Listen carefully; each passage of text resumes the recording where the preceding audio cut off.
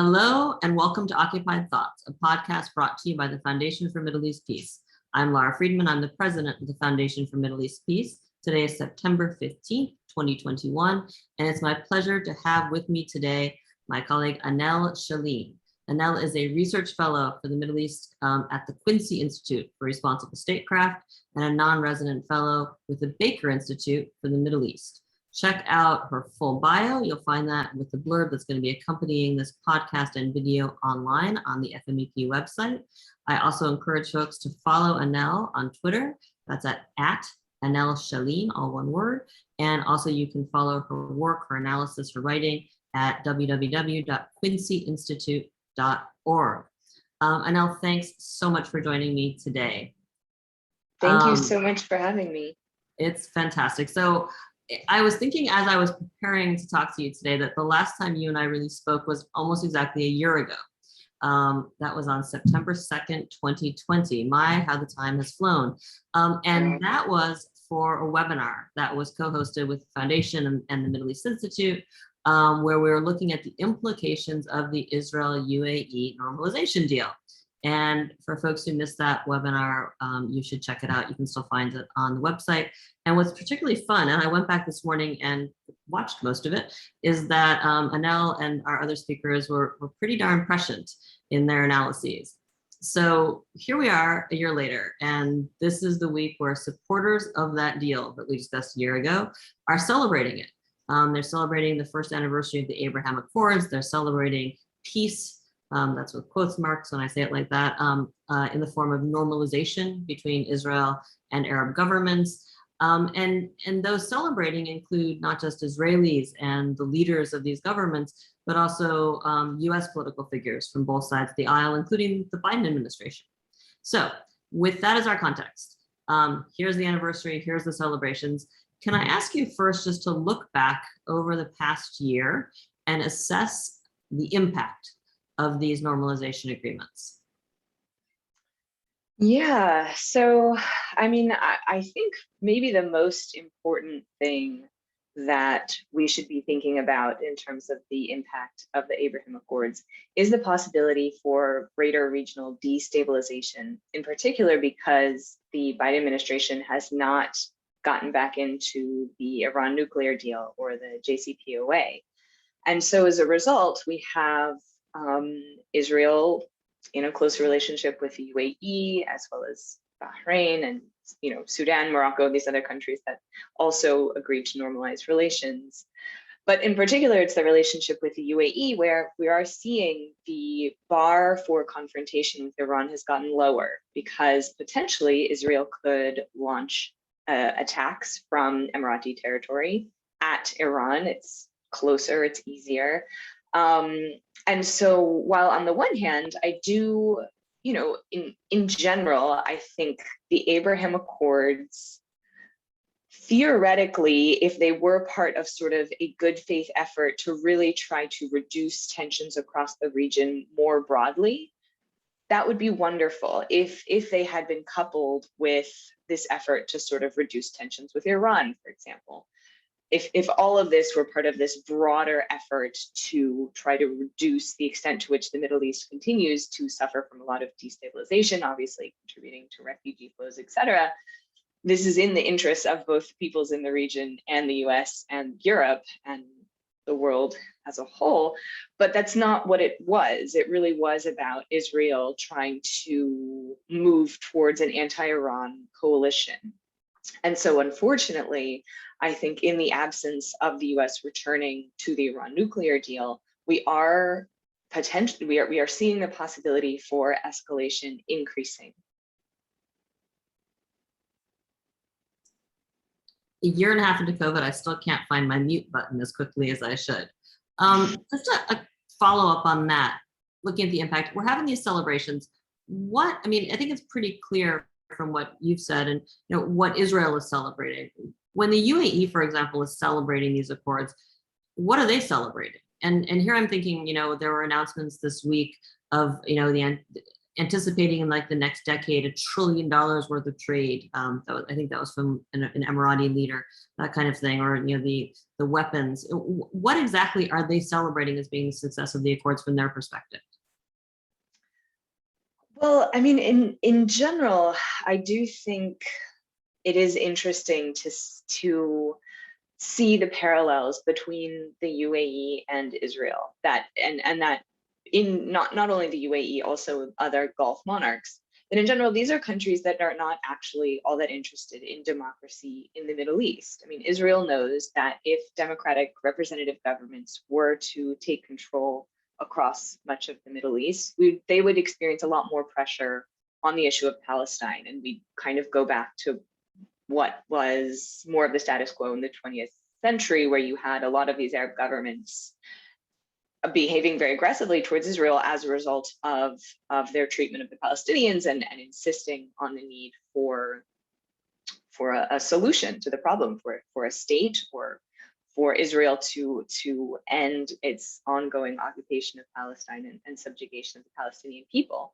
And so Israel's not interested in actual democracy. And as a result of the US acting so in lockstep with Israel's preferences, and as a result of the US maintaining the role of military hegemon for the region, these other countries have been willing to, if not outward, completely normalize with Israel, to normalize kind of behind the scenes, to maintain relatively normal relationships.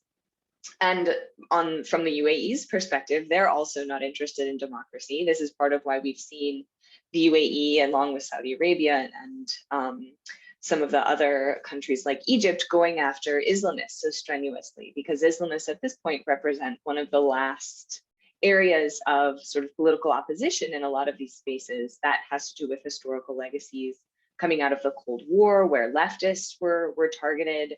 In the broader context, with the blessing of the United States, these countries would go after leftist activists. So essentially, Islamists were some of this last space within which people could mobilize against the government.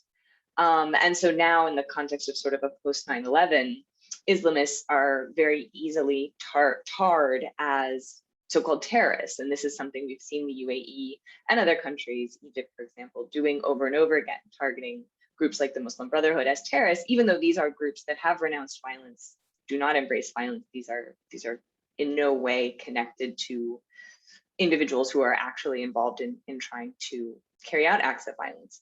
So in general, I do think what the UAE is celebrating is that their project seems to be going fairly well in terms of signaling their compliance with the US agenda, the US security agenda. Obviously, things like the sale of F-35s, which had gotten some pushback. We saw efforts by Congress to actually use the Israel argument to say that the United States is legally committed to maintaining Israel's qualitative security edge, that was the basis upon which Congress was trying to say we cannot sell these F-35s to the UAE, and that ultimately was unsuccessful. And so we are likely to see that sale proceed unless other roadblocks are put in the way.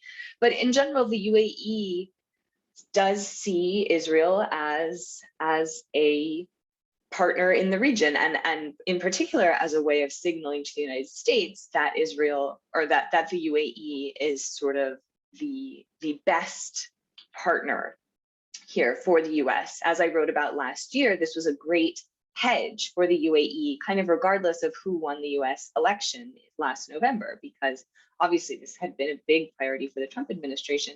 But the Biden administration is also in favor of the Abraham Accords. It remains, support for Israel remains something that we do tend to see coming fairly strongly from both sides of the aisle, notwithstanding fringes sort of on the far right, where we have seen Trumpism unleashing the sort of anti-Semitic, super problematic language that I do think contributed to some anxiety among at least the population, certain American Jews I know were concerned about that. I don't have as much of a sense of whether Israel started to feel concerned about the wave of anti-Semitism that Trump had unleashed. And then on the far left, we do see political figures like Rashida Tlaib, Ilhan Omar, and AOC, who are also beginning to question this sort of bipartisan consensus that the US must continue to support Israel. On the other hand, I do think the UAE perhaps should be worried, because we have seen, as I was saying, the possibility for greater regional destabilization. And so I don't think the UAE really wants Israel to be in a position where it would launch missiles from Emirati territory, for example, because then the UAE would be a target for Iran. Yeah, there's so much I want to unpack in that. So I'm going to come back to a couple of points you made. I first want to follow up. You mentioned Saudi Arabia, and Saudi normalization with Israel was like the big prize that they hinted at during the Trump era was going to be achieved, and then there's been periodic hints that it still might be achieved, even though the Saudis are kind of at times playing coy. But it was suggested that it was kind of inevitable and imminent, and that of course hasn't happened yet. By the same token, I was reading the regional news this morning, and there's an article in Middle East Monitor. Headline is Saudi Arabia considers buying Israeli missile defense system, which seemed pretty striking. You're talking about the behind the scenes coordination versus the increasingly open coordination. So can you talk about the state of Israel-Saudi relations in this wave of normalization that was taking place under the Trump era and where it sits today? Yeah, so absolutely. I know that had been really the prize that Kushner was really trying to push for. And we did see things like Bibi Netanyahu traveling to Saudi Arabia, to Neom, just evidence of the fact that the Saudi-Israeli relationship is close and perhaps getting closer. However, I think at this point, Mohammed bin Salman, the sort of de facto ruler of Saudi Arabia, it sort of benefits him the extent to which he gets to say, well, actually, my dad's still in charge, where he gets to run a lot of things. But at the end of the day, King Salman is still nominally in charge, and certain decisions that MBS makes, he can say, well, I can't normalize with Israel right now. My dad would, my father would never allow that, for example, is one narrative that we've heard. And I say this is beneficial to him because I think if he were king, and it looks like eventually he will become king, then the question will be, well, are you going to go ahead and normalize? And I think he is aware of the amount of domestic backlash that would unleash.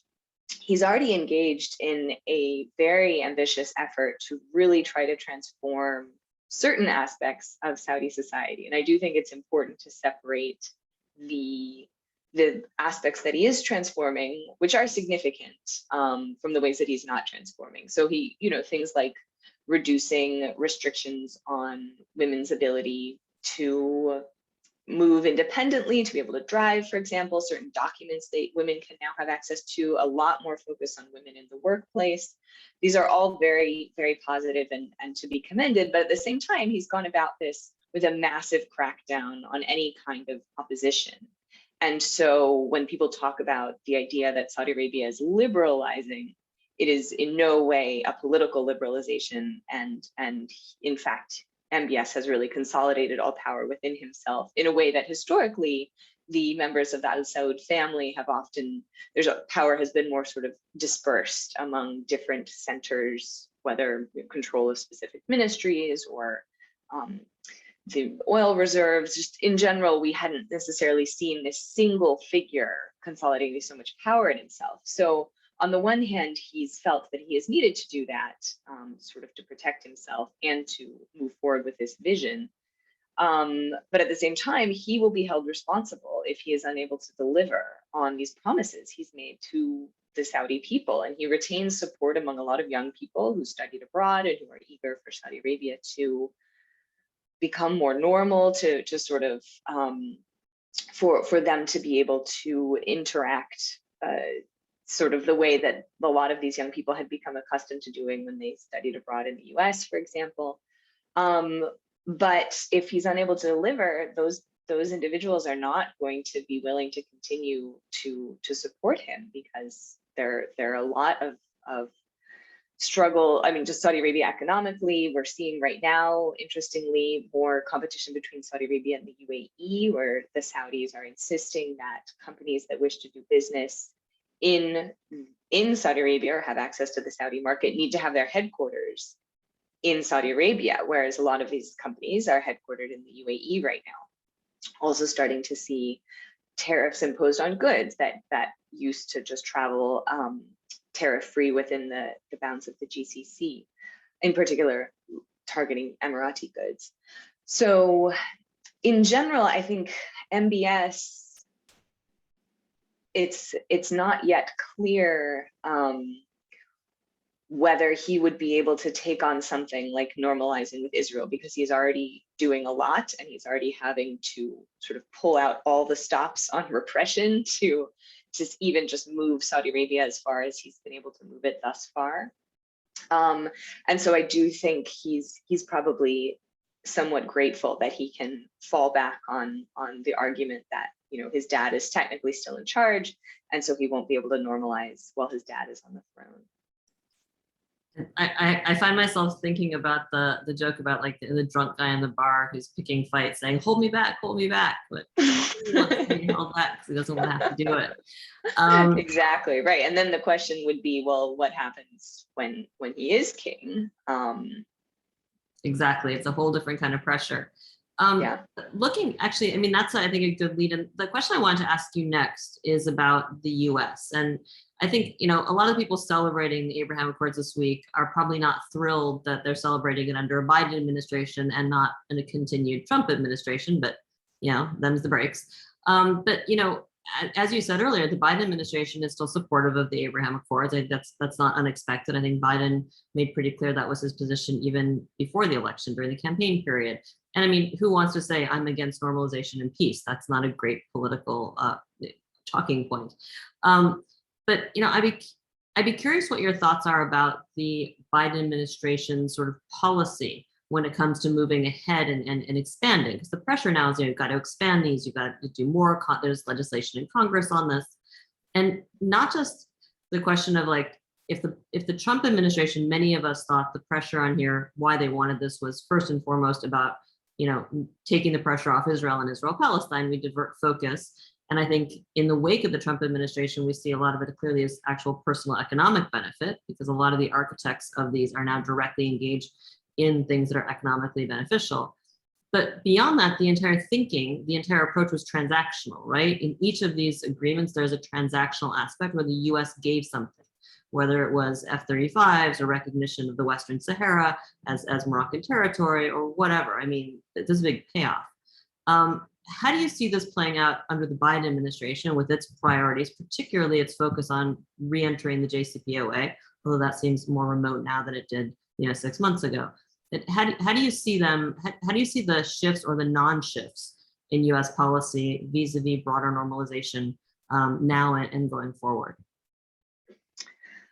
Yeah, I definitely, as you said, I mean, and as I also tried to say at the beginning, obviously efforts to try to reduce tensions are very welcome, but again, it needs to actually be a good faith effort to try to improve relations across the board and not just set up the sort of anti-Iran coalition, which would very much, if that were to escalate to conflict, the US would be dragged in, despite Biden's efforts to pivot to Asia and focus military resources on China, which itself is problematic and is not what the US should be doing.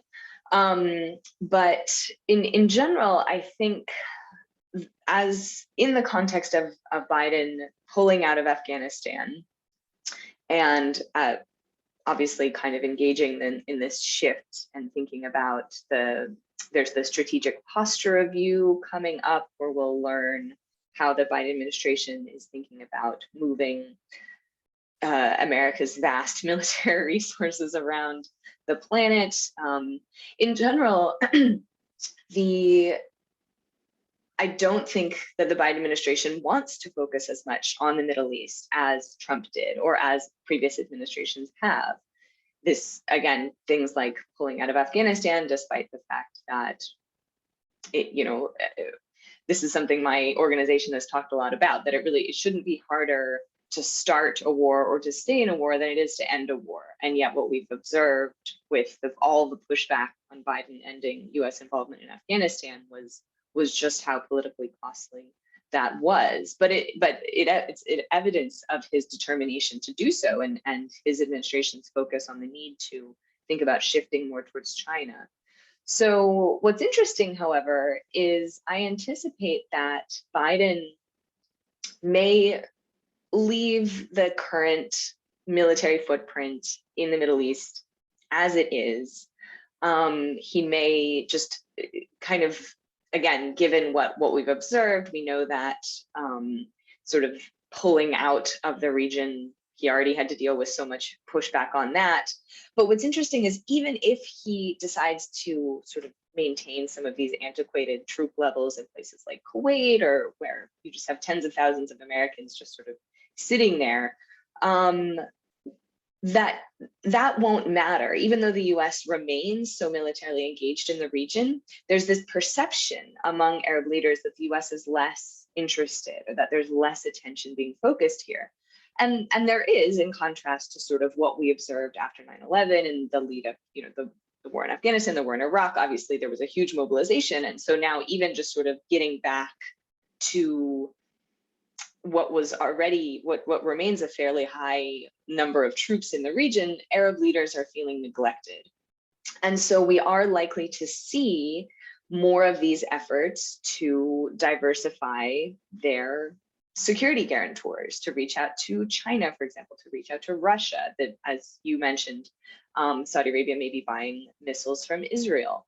And so I could imagine it might feel a little maddening for a Biden administration, which maintains a lot of military sales. I mean, we just saw that the US is going to maintain most of the military aid that the US usually gives to Egypt. There's been a condition put on a portion of it, but most of it is going through.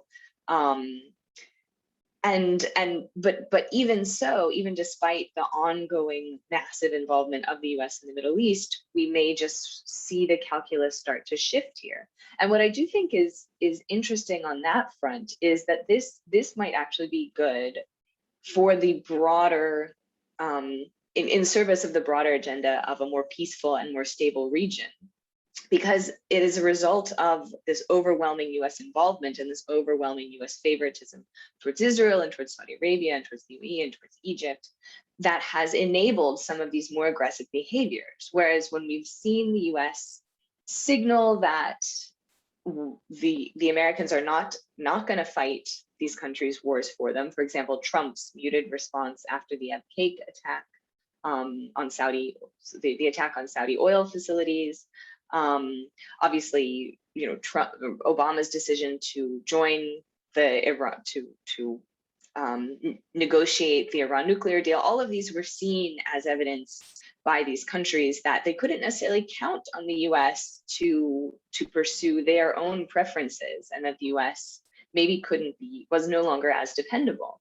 And in general, I think this is going to be positive, because we know that Russia and China are not going to be playing favorites to the same extent that the US has, that they have working relationships with Iran, for example, and that their behavior or their actions in the region are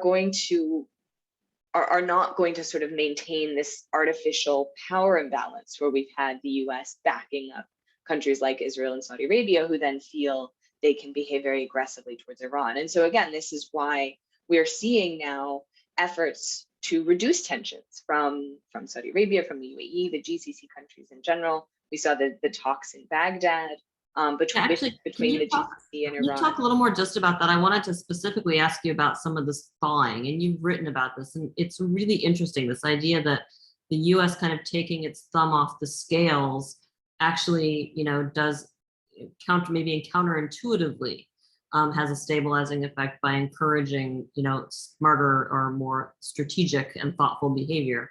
Can you talk about that specifically? Because that isn't getting, I think, a lot of coverage or analysis.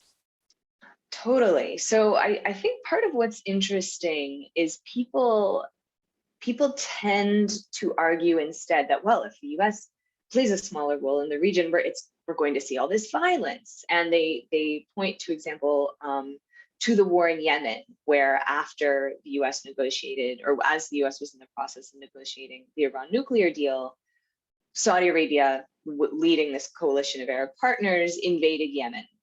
And part of the rationale for that was because they perceived the threat of Iran supporting the Ansar Allah, the Houthi movement in Yemen, that this was completely unacceptable. And if the US wasn't, if the US was going to be playing nice with Iran, the Saudis had to take over, take control for their own security. And yet now, that was in 2015. And so here we are 6.5 years later, and the Saudis remain very bogged down in Yemen. It's been a hugely expensive war for them, very hard as far as MBS's efforts to try to rebrand the Saudi image as a much more moderate and progressive place that's open for investment.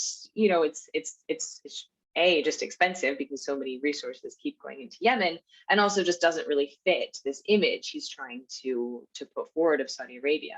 So I think that actually the case of Yemen may have just been one of the last gasps of these countries trying to force the United States to stay involved in the region, to say, well, if you back off, we're gonna start invading each other. That's why you have to stay here. But actually, once they start to do that and they realize wars are costly and often take much longer than anticipated, what we're seeing now, I think, is actually a more accurate representation of what is likely to result from a smaller US role in the region, which is that these countries don't actually want to fight Iran. They don't actually really want to fight each other.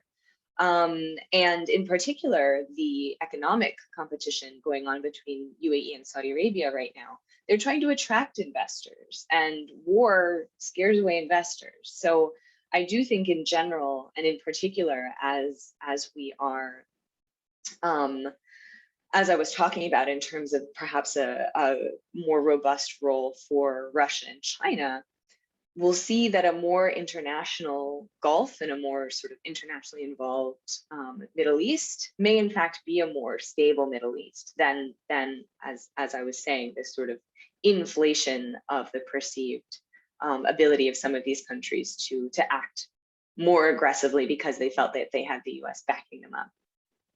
So I would encourage anyone listening to this. Annelle has a great piece earlier this week, which touches on a lot of this. It's on responsiblestatecraft.org. What that article, the hook for that article, is the reports that we saw in the Israeli press, I think on September 2nd or so, talking about how the Israeli government is lobbying the Biden administration to lay off pressure on Arab allies. And it specifically talks about Egypt and Saudi Arabia, right? So with Egypt, you've got the human rights concerns and the yesterday's announcement of really at most kind of like, almost symbolic deductions for human rights concerns from their aid has left a lot of people who are looking to the Biden administration to become a real leader and live up to its commitments on human rights, has left them quite disappointed. Arguably, they're taking a softer position than the Trump administration did on Egypt. Obviously, Saudi Arabia, you still have the issues with Khashoggi and all the other concerns. And beyond that, I mean, this is obviously a conundrum for a Biden administration that wants to show the face of a government that is actually concerned about international norms and human rights and all that. So in that context, what you just laid out about the shifting, the thawing of relations between the Gulf and Iran and with China and Russia, how do you see the role of Israel, which still, I mean, obviously you wrote about this, has an interest in seeing this axis as there's the anti-Iran axis, and then there's everybody else. And I want this to be the last question, maybe if you have anything else you want to add. I mean, how do you see Israel going forward? And I don't know if you're comfortable speculating on this, but as we enter midterm elections season in the United States and then head towards the next presidential elections, obviously anything related to Israel plays into US domestic politics and both constrains and pushes an administration to move in certain directions. So how do you see this playing out as Israel is recognizing, I'm sure, the same trends that you're recognizing? Well, I think as you pointed out, what I wrote about in that piece was Israel trying to pressure the US, as you were saying, to not try to hold Saudi Arabia or Egypt accountable for their human rights abuses.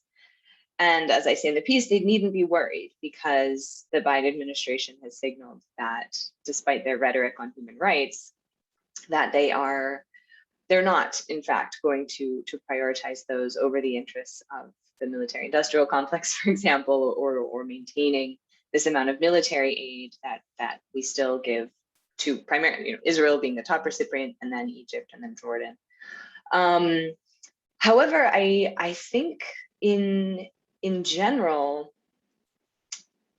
one thing I just wanted to point out here is we see the Biden administration adopting this ongoing US narrative within which they say that it's better that the US sell these countries weapons than if Russia or China does it, because we at least will have a conversation about human rights. And as I write in the piece, it's sort of astonishing. Like, of course, we know China and Russia are not concerned about human rights, and they have horrible human rights records. But it's just sort of ridiculous, the thought that as you're selling someone weapons to kill people, you're wrapping that up with this conversation about human rights. I mean, it's just sort of mind-boggling that this is seen as influencing these countries' behaviors in any way, because we know that it doesn't. And so this notion that simply by talking about human rights, this is why it's preferable from a human rights perspective that the US sell these countries weapons. As I say in the piece, actually, this provides a model for these countries of what the US is actually looking for, which is that as long as you say something about human rights, you can go ahead and violate as many human rights as you want, because we are modeling that same behavior of, as long as you just talk about it, that's all we really care about. And so, moving forward, I would want to make the point here that I think that the United States really needs to totally reconsider the extent to which that the US has any sort of industrial program. It is in favor of the military industrial complex, that we decry government intervention in the economies of other countries, and we talk about how great our market system is, and yet we continue to see such massive subsidization of defense contractors, of the military industrial complex, and that it continues to be seen as this great jobs creator, when in fact there's multiple studies out there that show that it is not.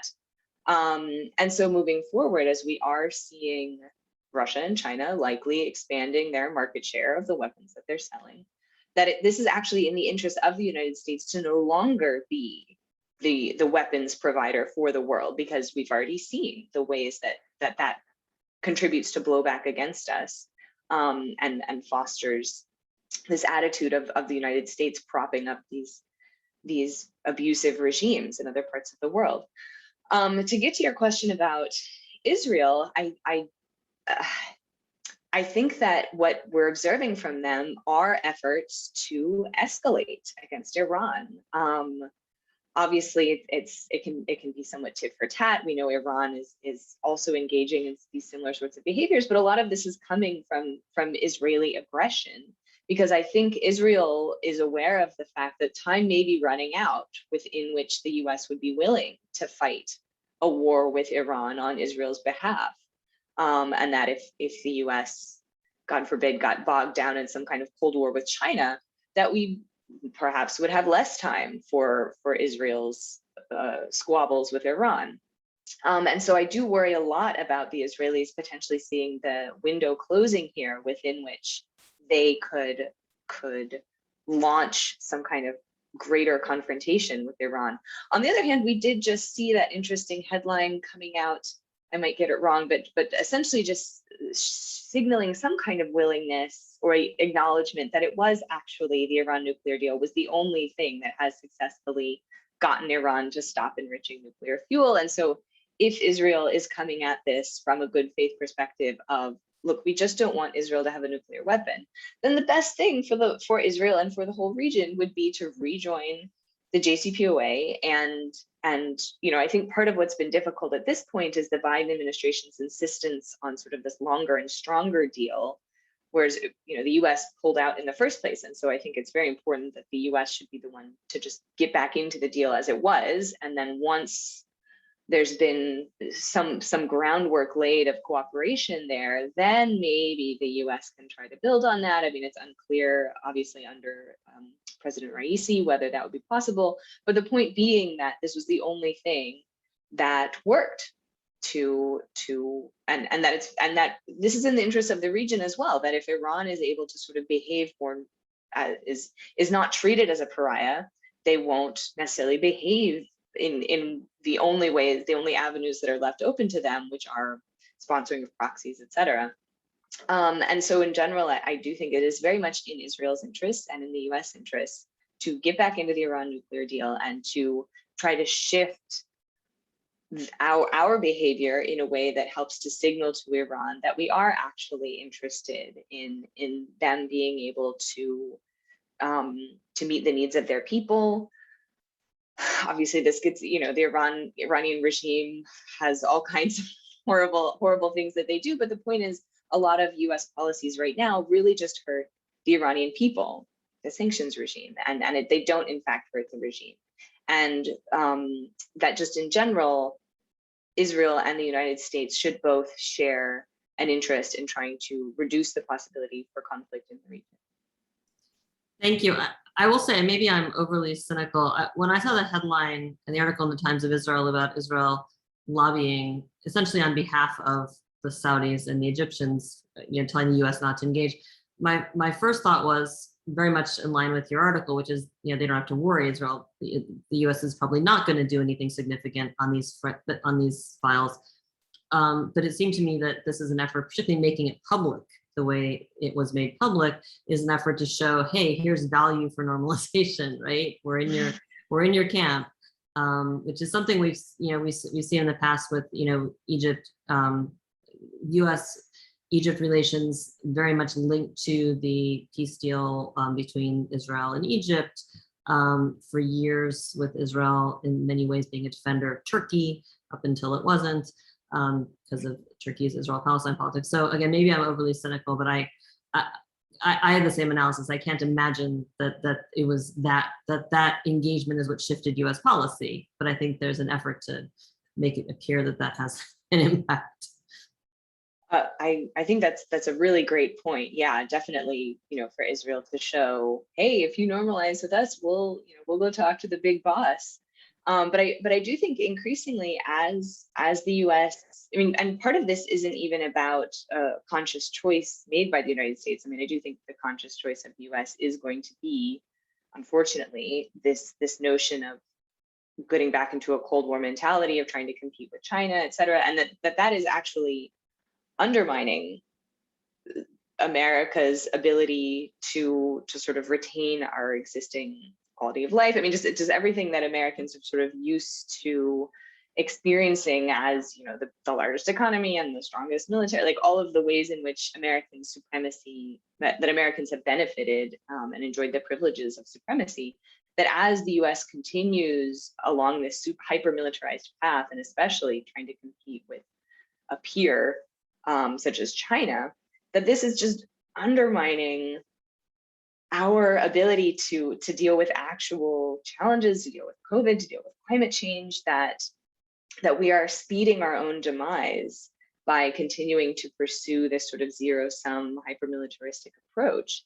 And so, as I was saying, it may not really be up to the US in the future, that we will start to see some of these dynamics, and that it won't matter as much what the US policy is, because some of these things will happen kind of regardless of what US preferences are.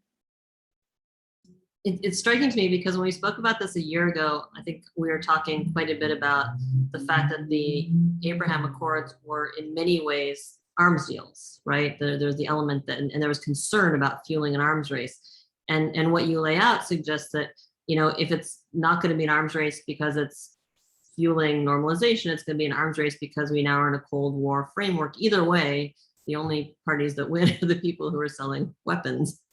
And there we, as usual. As usual. Okay, and I think there we're going to have to end it. Annelle, thank you so much for stopping by today and having this conversation. I so appreciate your insights. I hope we can do this again. For our audience, thanks for listening or watching. Don't forget to follow Annelle on Twitter at Annelle Sheline, and follow her work at www.quincyinstitute.org. Finally, as always, I want to remind people, subscribe to the Occupied Thoughts podcast. You can do so on iTunes, SoundCloud, or Spotify. That way you don't miss any of the fantastic content that we are posting pretty much every week at this point. You can also find the podcast and a video of this podcast on our website, which is www.fmep.org. And with that, we're going to end this. I'm Lara Friedman. Thank you, Annelle Sheline. I am the president of the Foundation for Middle East Peace, signing off until the next episode of Occupied Thoughts. Thank you.